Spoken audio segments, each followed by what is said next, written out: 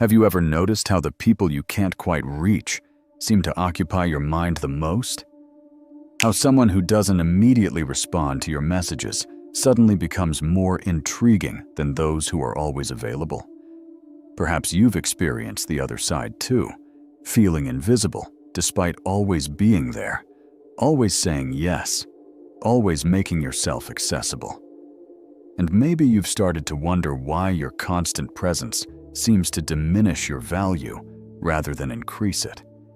But what if I told you that your availability isn't generosity, it's self-betrayal? That every time you make yourself instantly accessible, you're not building connection, you're destroying your own psychological sovereignty. Carl Jung, the pioneering depth psychologist who mapped the human psyche like no one before him, understood something profound about human value that most people spend their entire lives missing. He wrote, "The privilege of a lifetime is to become who you truly are." But here's what he discovered that changes everything about presence and scarcity. The more individuated you become, the more whole within yourself, the less you need to be constantly available to others. And paradoxically, this is precisely when your presence becomes most powerful. Jung saw that those who scatter their energy everywhere, who are always accessible, are actually fleeing from the most important encounter of all, the encounter with themselves. This video is for you who feels exhausted from being everyone's emotional support system. For you who notices that the more you give, the less you're valued. For you who watches others command respect with their absence while you're ignored despite your constant presence. Perhaps you've convinced yourself that being scarce is manipulative, selfish, or wrong. But Jung would tell you that your endless availability is the real manipulation. You're manipulating yourself into believing that external validation can fill an internal void. Why do we make ourselves so desperately available? Because somewhere along the way, you learned that love equals accessibility. That your worth is measured by how quickly you respond, how often you show up, how much you sacrifice your own needs for others. This programming runs deep, deeper than you realize. Think about it. When someone doesn't respond immediately, what happens inside you? That slight panic, that need to double text, that story you create about why they must be upset with you.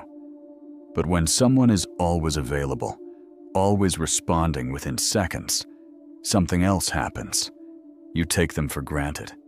You know they'll be there. The mystery dissolves. The energy becomes predictable, stale, unconscious. Jung identified this as a fundamental split in the psyche. On one side, there's your authentic self, what he called the self with a capital S, that knows its own worth independent of others' responses.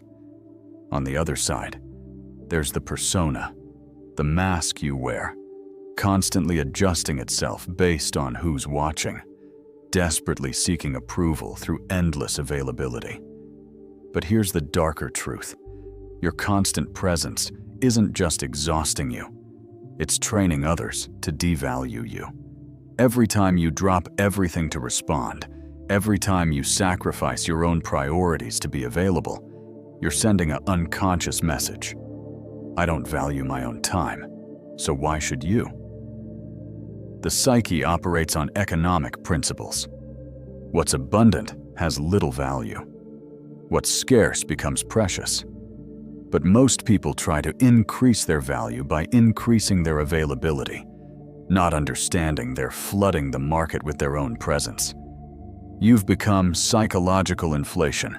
Too much supply, diminishing demand.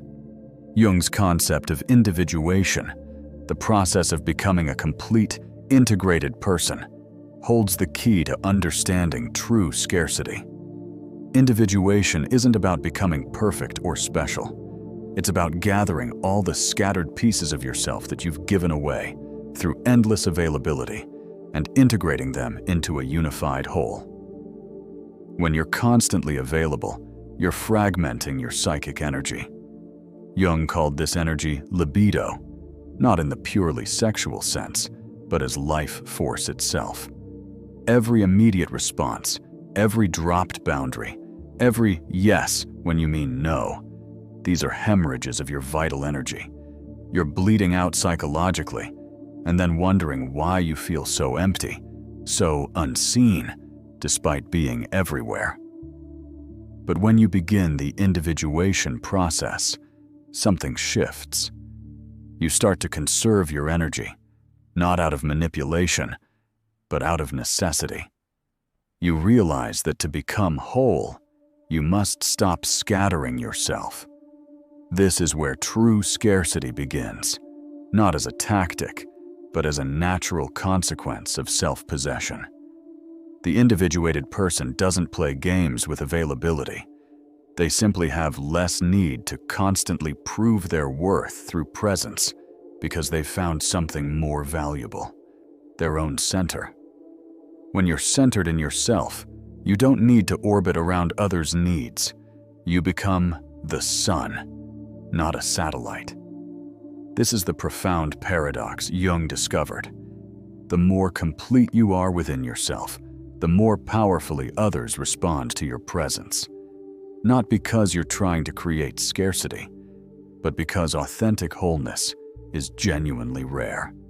Most people are fragments pretending to be whole, but the psyche knows the difference.